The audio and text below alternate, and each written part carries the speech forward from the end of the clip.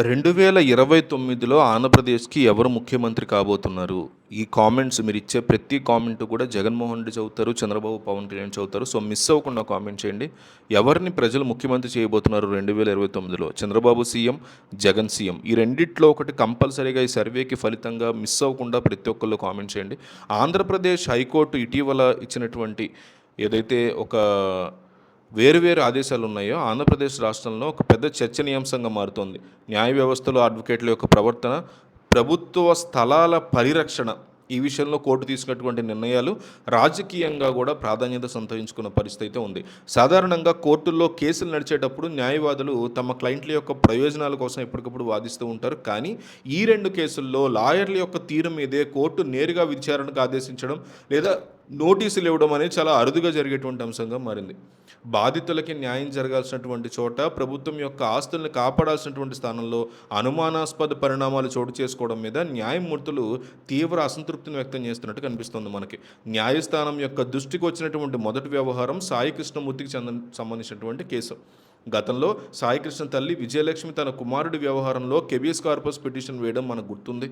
ఆ తర్వాత తన కొడుకు చనిపోవడం తెలిసినప్పటికీ కూడా ఈ కేసు వెనక ఉన్నటువంటి పూర్తి నిజానిజాలు బయటికి రావాలనే ఉద్దేశంతో విచారణని సిబిఐకి అప్పచెప్పాలని ఆమె కోరడం అనేది జరిగింది. అయితే ఈ పిటిషన్ విచారణకు వచ్చినటువంటి సమయంలో ఆమె తరఫున ఉన్నటువంటి లాయరు కోర్టుకు విషయం చెప్పారు. విజయలక్ష్మికి తెలియకుండానే సిబిఐ విచారణ కావాలనే పిటిషన్ దాఖలైందని, ఇప్పుడు సిబిఐ విచారణ ఏమీ అవసరం లేదు అని ఆమె తరఫున అఫిడవిట్ను దాఖలు చేశారు ఆ లాయర్. కానీ ఈ పరిణామం తర్వాత విజయలక్ష్మి వేరే లాయర్ని నియమించుకోవాలనేటువంటి నిర్ణయానికి రావడం జరిగింది. కొత్తగా వచ్చినటువంటి లాయర్ గుడివాక వాసుదేవుడు కోర్టులో అసలు విషయాన్ని బయటపెట్టారు. ఆయన విజయలక్ష్మికి అసలు తెలియకుండానే పాత లాయర్ సిబిఐ విచారణ వద్దు అని అఫిడవిట్ వేశారు అని, అంతేకాకుండా కొత్త లాయర్ కేసుకు సంబంధించినటువంటి వకాలత్ చేపట్టడానికి పాత లాయర్ని అబ్జెక్షన్ సర్టిఫికెట్ కూడా ఇవ్వట్లేదు అని కూడా కోర్టుకు విన్నవించారు. క్లయింట్ చెప్పకుండానే అఫిడవిట్ దాఖలు చేయడం, ఎన్ఓసి ఇవ్వకపోవడం మీద తీవ్రంగా స్పందించినటువంటి జడ్జి గారు కోర్టు పాత లాయర్కి నోటీసులు జారీ చేస్తూ విచారణకు ఇమ్మీడియట్గా హాజరవ్వండి అని నోటీసులు జారీ చేశారు. రెండో వ్యవహారం కాకినాడలో ఉన్నటువంటి మున్సిపల్ కార్పొరేషన్ స్థలానికి సంబంధించింది.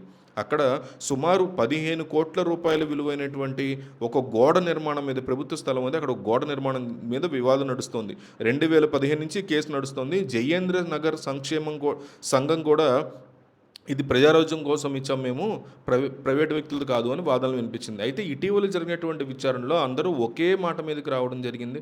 అంతవరకు ఆ స్థలం తమదనని వాదించినటువంటి కాకినాడ మున్సిపల్ కార్పొరేషను తమకేమీ హక్కులు లేవని, ఆ స్థలాన్ని వదిలేస్తున్నామని చెప్పడంతో కోర్టు దిగ్భ్రాంతి చెంది షాక్ అయింది ఒకసారిగా.